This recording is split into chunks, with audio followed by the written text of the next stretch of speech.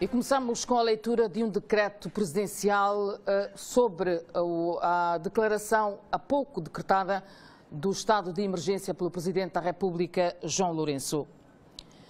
Tendo em conta que no passado dia 11 de março de 2020, a Organização Mundial da Saúde considerou emergência de saúde pública causada pela doença Covid-19 como uma pandemia, chamando a atenção para a possibilidade de que a mesma se converta numa calamidade pública para todos os países do mundo, considerando que tem sido rápida a expansão da mesma por todo o mundo, tendo Angola registrado os primeiros casos positivos de coronavírus no dia 21 de março de 2020, havendo necessidade de se tomarem inadiáveis providências adicionais no quadro das recomendações da OMS e à semelhança das boas práticas de prevenção e combate à expansão da Covid-19, adotadas em quase todo o mundo, no âmbito das quais têm sido tomadas medidas de severa restrição dos direitos e liberdades, em especial no que concerne aos direitos de circulação e às liberdades económicas,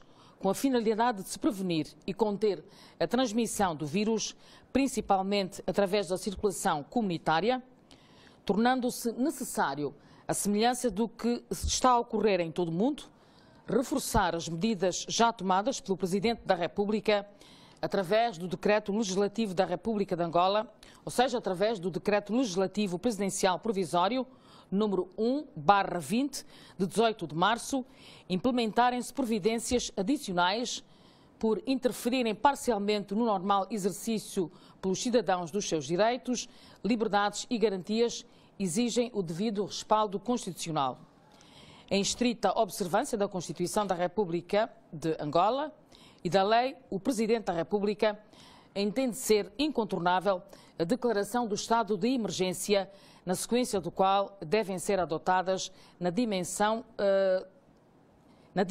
do absolutamente necessário as medidas que se julgarem pertinentes, cujos efeitos devem cessar tão logo esteja reposta a normalidade e sejam irreversivelmente afastadas as razões de facto e de direito que na presente conjuntura justificam a sua imposição, reforçando-se deste modo a segurança e a certeza jurídicas para todos os cidadãos, bem como a solidariedade institucional que o difícil momento que o país atravessa exige de todos nós.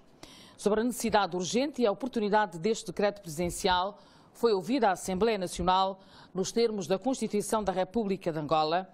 O Presidente da República decreta nos termos das disposições combinadas nos artigos 77º e 78º da linha P do artigo 119, do número 3 do artigo 125, da linha H do artigo 161 e do artigo número 204, todos da Constituição da República de Angola, o seguinte.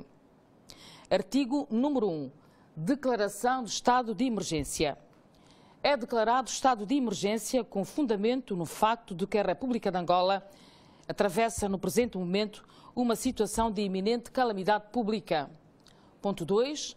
A declaração do estado de emergência deve ser observada em todo o território nacional.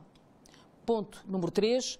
O estado de emergência tem a duração de 15 dias, iniciando-se às 0 horas do dia 27 de março de 2020 e cessando às 23 horas e 59 minutos do dia 11 de abril de 2020, podendo ser prorrogado automaticamente nos termos da lei.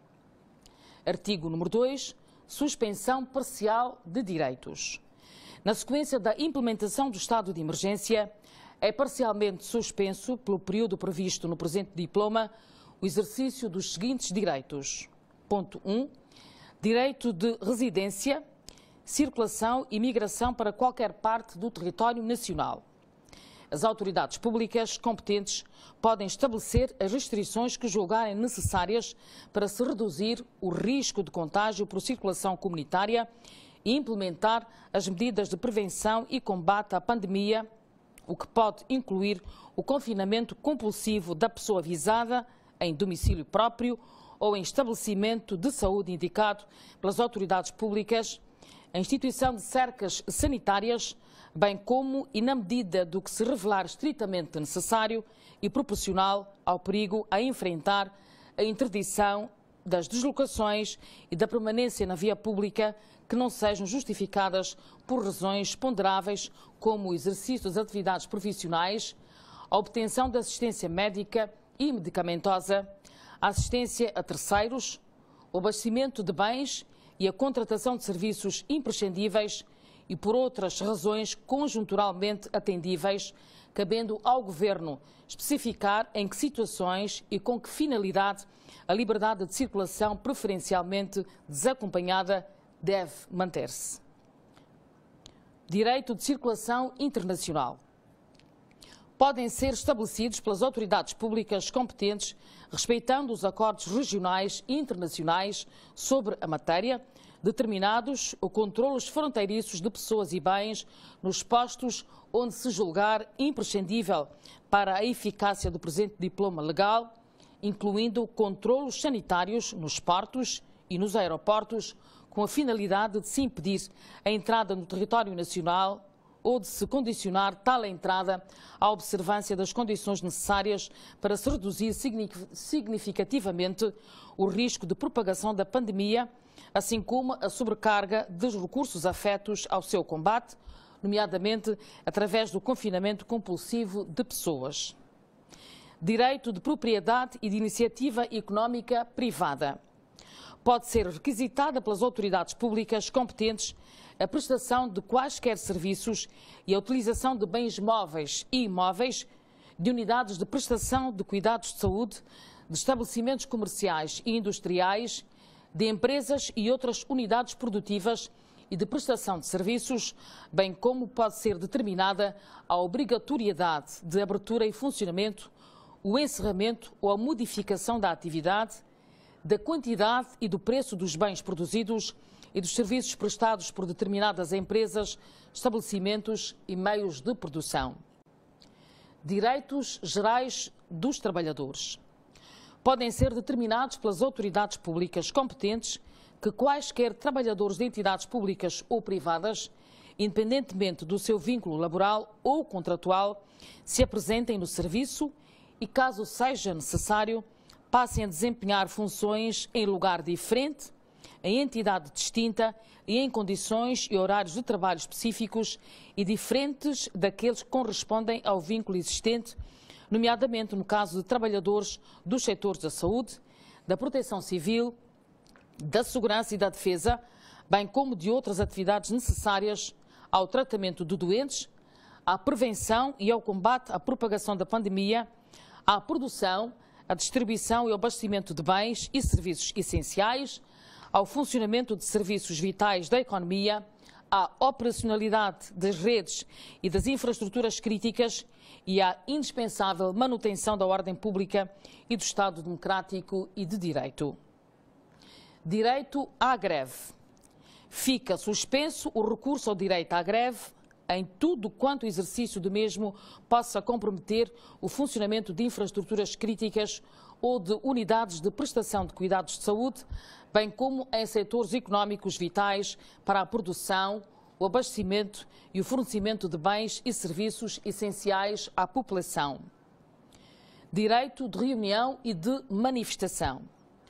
Podem ser estabelecidas pelas autoridades públicas competentes, com base nas indicações e recomendações do Departamento Ministerial encarregue da Saúde Pública, as restrições que se julgarem pertinentes e eficazes para se reduzir o risco de contágio e se implementar as medidas de prevenção e combate à pandemia, incluindo a limitação ou a proibição de realização de reuniões, de manifestações, de comícios, de assembleias, de conferências, de congressos que impliquem uma aglomeração superior a 50 pessoas. Direito de liberdade de culto na sua dimensão coletiva. Podem ser estabelecidas pelas autoridades públicas competentes as restrições que forem julgadas pertinentes e eficazes para se reduzir o risco de contágio e se implementar as medidas de prevenção e combate à pandemia, incluindo a limitação ou a proibição da realização, de celebração de cariz religioso e de outros eventos de culto ou culturais, como funerais, casamentos, batizados, comemorações de aniversários, atos de iniciação, romarias, peregrinações, procissões, assembleias, graduações que impliquem uma aglomeração superior a 50 pessoas. Artigo número 3. Exceções à suspensão parcial de direitos. Ponto 1. Os efeitos da presente declaração de estado de emergência não são extensivos, em caso algum, aos direitos à vida, à integridade pessoal, à identidade pessoal, à capacidade civil e à cidadania, à não retroatividade da lei criminal, à defesa dos arguidos, à liberdade de consciência e de religião e à liberdade de expressão e de informação. Ponto 2. Em nenhuma circunstância é permitido que seja posto em causa o princípio da unidade e da integridade do Estado angolano. Artigo número 4. Regulamentação. O presente decreto presidencial é regulamentado através do diploma próprio, estabelecendo as regras de caráter obrigatório a observar em todos os setores da vida nacional afetados pelas suas normas e os procedimentos específicos aplicáveis à sua execução das disposições constantes do mesmo. Artigo 5º. Dúvidas e omissões. As dúvidas e omissões suscitadas pela interpretação e aplicação do presente decreto presidencial são resolvidas pelo Presidente da República. Artigo número 6. Entrada em vigor. O presente decreto presidencial entra em vigor às 0 horas do dia 27 de março do corrente ano. Publique-se o Presidente da República, João Manuel Gonçalves Lourenço. E o Conselho da República mostrou-se hoje favorável à declaração do estado de emergência que acaba de ser aprovado, no sentido de que vai fortalecer as medidas de prevenção e combate à Covid-19. O órgão de consulta do Presidente da República reuniu-se sob a sua orientação.